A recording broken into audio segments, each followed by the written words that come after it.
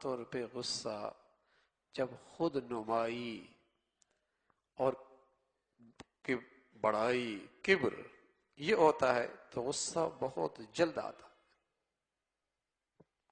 خود نمائی، نمایاں ہونے کا شوق، اور کبر کہ میری محفل میں میرا لحاظ نہ کیا، میری طرف توجہ نہ دی، میری بات کو اہمیت نہیں دی، مجھے یوں کہہ دیا، میری بات نہیں سنی. تکبر.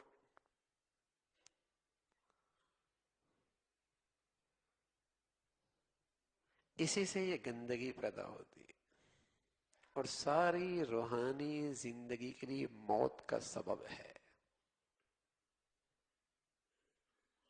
اعضاء اور جوارح سے نیکیاں کرتا رہے لیکن دل اس گندگی میں مبتلا ہو، عمل کا وزن کوئی نہیں رہتا. عمل کا وزن کوئی نہیں رہتا. وہ آدمی بہت ہی اچھا آدمی ہے جیسے غصہ دیر سے آئے جلدی چلا جائے.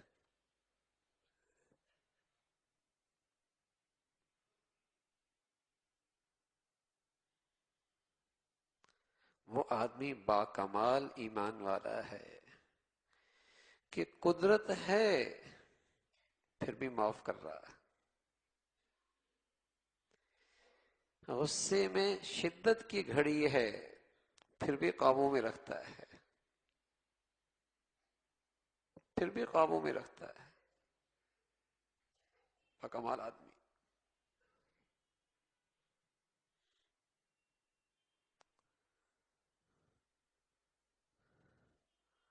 حسن عابدین رحمۃ اللہ علیہ باندی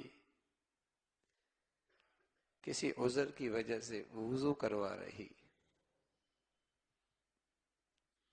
دوران وضو اس کے ہاتھ سے لوٹا گرتا ہے پانی کپڑوں پہ،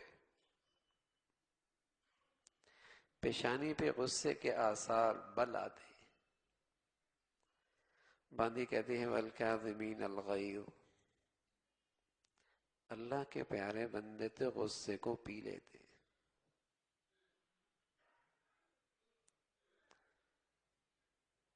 چہرے کا رنگ بدلا، وہ آگے بڑھتی ہے، کہتی ہیں والعافین عن الناس، اللہ کے پیارے بندے تو معاف کر دیتے ہیں.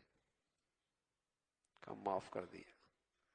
وہ آگے بڑھتی ہے واللہ یحب المحسنین، اللہ کے پیارے تو احسان کرتے ہیں. کہا جا میں نے تجھے آزاد کر دیا.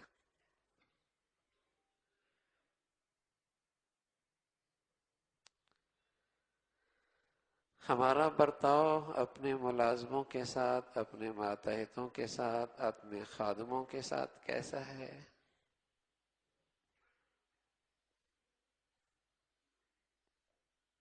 معاف کر دیں.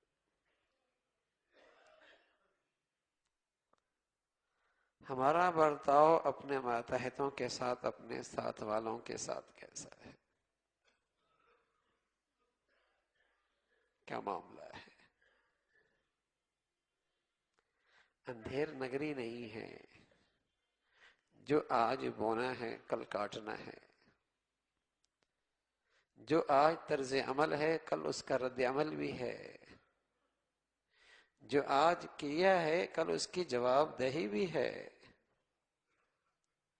ہو سکتا ہے دنیا میں کوئی بھی مجھ سے باز پرس نہ کرے، لیکن وہ حاکموں کا حاکم، بادشاہوں کا بادشاہ، اس کی نظروں سے تو میں اوجل کوئی نہیں، اس کی قدرت اور طاقت سے تو باہر کوئی نہیں.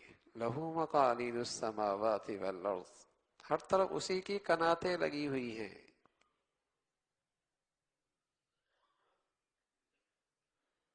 اس کے ہاں تو ایک ضابطہ ہے.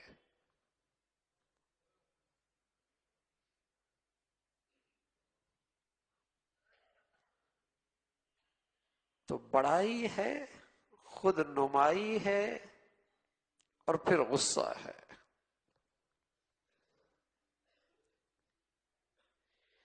اس لیے اللہ کے نبی صلی اللہ علیہ وسلم فرمایا کرتے تھے پہلوان وہ تھوڑی ہے جو کسی کو بچھاڑ دے، پہلوان تو وہ ہے غصے میں اپنے آپ کو قابو میں رکھے۔